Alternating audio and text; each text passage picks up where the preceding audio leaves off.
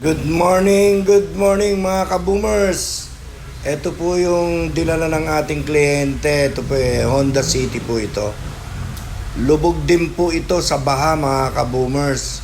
Itong dulot ni Karina na bagyo. Lubog po ito. Kaya ayan, nakita nyo, nililimas po ni Mike yung tubig na nasa loob. Tinanggal po namin yung carpet dahil basang-basa.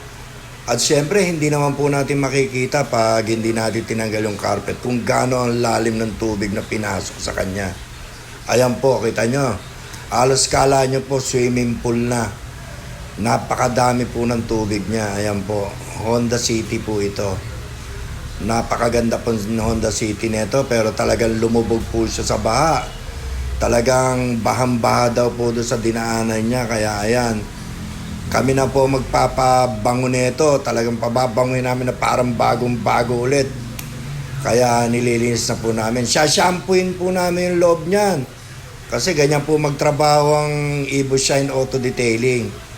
Isasabay na rin po natin yung kanyang engine. Ayan po, makikita nyo.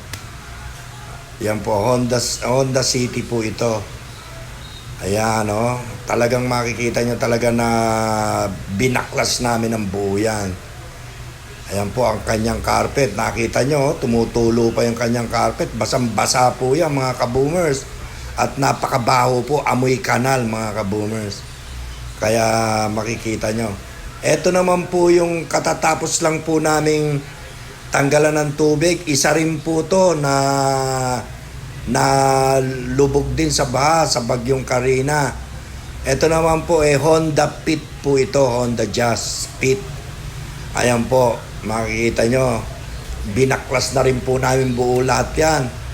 Ayan po, nakita nyo, pati carpet niya po, tingnan nyo, nakita nyo, tumutulo po yan yung carpet, basang-basa po yan. Ayan o, makikita nyo, pakikita ko. Ayan po, tingnan nyo po o. Yung carpet niya, basang-basa po yan. Nakita niya, tumutulo pa. Oh. Talaga pong lumubog din po ito sa baha. At napakabaho din po. Alam niyo naman po ang amoy kanal yung loob ng sasakyan niya. Pababanguhin din po natin to mga ka-boomers na talagang parang bagong-bago. Pakikita po namin sa inyo. Ayan, ganyan alam niyo naman po kung paano magtrabaho ang Evo Shine Auto Detailing. Talagang magiging bago po yan na talagang magandang-maganda. At isa pa po ito, ginawa na po ito na full detailing po ito. Labas at loob po ito.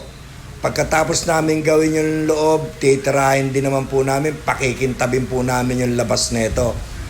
Sinama na rin po ng may-ari yung kanyang engine wash. Ayan po mga ka-boomers. Talagang para magandang-maganda po siya, pati yung labas, babapingin po namin. Ayan po, makikita niya, pinakita ko lang po sa inyo mga ka-boomers. Ayan po mga ka-boomers, thank you for watching. Kaboom! Boom boom!